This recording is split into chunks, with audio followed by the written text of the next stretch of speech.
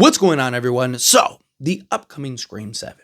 It is supposed to be darker, more gritty. Ghostface is supposed to be more brutal, more intense. The scariest Ghostface we have seen yet. And look, I am all for that, right? One of the things that I've talked about with Scream 5 and 6, as critical as I've been with those, is the Ghostface itself, right? Scream 5 and Scream 6, I think if you could kind of marry those two Ghostface, kind of do the fusion dance for those that get the reference, right? Like, I think you'd have the perfect Ghostface, that militant, tactical Ghostface from Scream 6 with the brutal, no nonsense, just surprise kills type Ghostface from Scream 5. And boom, now you have the ultimate Ghostface in the upcoming Scream 7. And to me, that would be a darker, more gritty, more brutal version of Ghostface. But however they approach Ghostface, it's awesome, right? I want great kills. I want great moments. Obviously, you want the memorable moments, right? I don't want like gore just for the sake of gore. Like, I don't want it to be over the top just for the sake of it being over the top, right? I don't want it to turn into a Terrifier. Terrifier is great. Love the movies, love the franchise, but that's Terrifier, right? Like you go into those films with a certain expectation. Scream, yes, has always been from the classic Scream. Has always been, a little gory, a little over the top, right? Like, again, you look at like the Casey Becker scene with Drew Barrymore. Like, that was brutal for 96 standards, right? For, 2026, it's not, but for, 30 years prior, it was, right? So, I want those quality scenes. I want those memorable moments. I want those moments where we're like, ooh, right? But more than anything, one of the things that I think is so important for this film, and Scream 5, I thought did it much better overall. I think Scream 6 had some moments, but just building the tension, right? Obviously, we want good chase scenes, we want good moments, all that stuff, but Scream 6, like the bodega scene, right? Building tension, you got Sam and Tara on the floor crawling around, right? Good tension building scene, good moment driven scene. But Scream 5, I thought, had several kind of tension building scenes. And one of the ones that I think is probably one of the best examples of just building good tension, us as a viewer and an audience member having this preconceived idea of what's going to happen. We're painting the picture in our head, and the scene is similar to things that we've seen in the past and whatnot, right? And we have this certain expectation. And then the scene diverts our expectations just enough to keep us engaged, doesn't draw it on too long, and really kind of hit what you wanted to hit. And that is the Wes scene. Dylan Minnette plays Wes, right? You usually, in the horror trope, fridge opens, killer's on the other side of that fridge. They're going to shut the fridge and boom, they're going to get it, right? Well, opens the fridge, shuts the fridge, nothing. Get the music, so we're like, oh, and then, oh, no, nothing. Like, well, okay, right? Again, we have this idea, we have this picture painted in our head on what's about to happen. Doesn't happen. Then the cabinet door opens and we're like, oh, here it is. This is the moment. He's about to get it, right?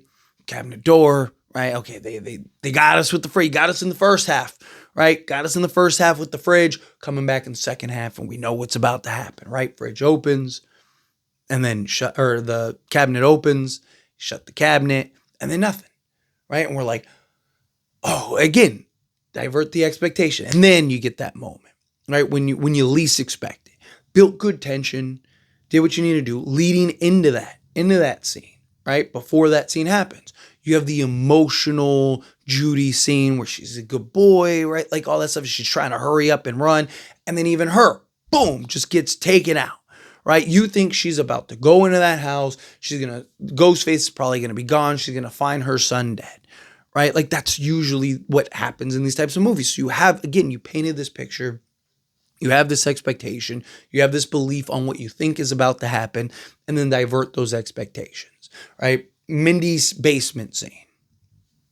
Another great example. Nothing happened in that scene, literally nothing, right? But we saw that scene in 96. So again, you have this expectation, and it leads to not what you would expect. I would have liked a little more action in that scene, but point is that like Scream 5, I thought, did a very good job of giving you what you expect, taking it away, and then in the end giving you what you were expecting, right? And I really hope Scream 7 does a good job of building those tension moments, right? It's not so much just about the quick kills, right? Sometimes those are great. You need some of those, right? Vince's death was awesome. Liv's death was probably one of the most memorable because it was just so different and unexpected, right?